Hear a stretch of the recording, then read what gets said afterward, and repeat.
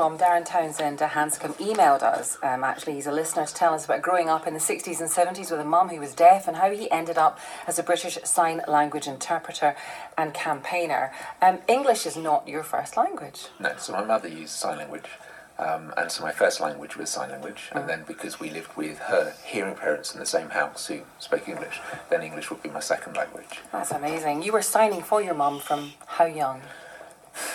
So at that time, there weren't interpreters around. And I think my first story about being a communication broker, essentially, between hearing people and my mum was at nursery school, when I was taken at the age of 3.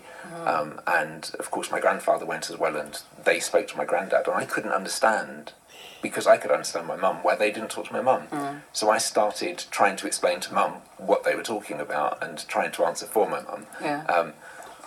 Which is crazy, you know, and clearly I wasn't an interpreter at the age of 3, but it just kind of shows how people don't realise those kind of situations occur. Absolutely. I remember I went to pick up my daughter from nursery when she was really young, and she'd been taught sign language, a form of sign language, which was, you know, can I have more custard or whatever it happened to be, more please, and I just thought... A mother's daughter.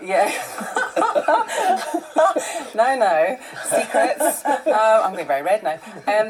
It's that thing of, you know, when you can't communicate in English, that everyone's united by signing, and everyone understands it. But as you grew up, though, what kind of other kind of conversations did you have to help your mother with? So they range from the kind of funny to the quite scary, I think. And certainly when she was dating, for example, because she couldn't use the phone, there would be times when I would end up essentially interpreting sweet talk on the phone. So my mum is... So you'd be talking to the guy? So I'm talking to the guy, and my mum's signing, and the guy's answering. And it was when I got to kind of my mid-teens, I remember a particular conversation where I just went, put the phone down, that's it, I'm never doing this again. He's not for you, Mum. Well, you need to make other arrangements. They need to make other arrangements. Were you ever tempted to put your own spin on what was going on, or delete certain bits? Certainly it got quite uncomfortable at times. But I think on the kind of other side, there were more serious situations, and so...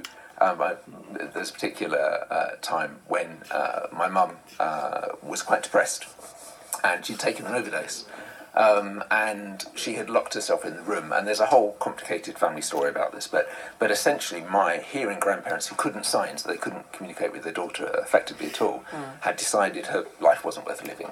And so as I got home from school, they said, leave her, you know, she's taken an overdose, leave her, she'll be better off dead.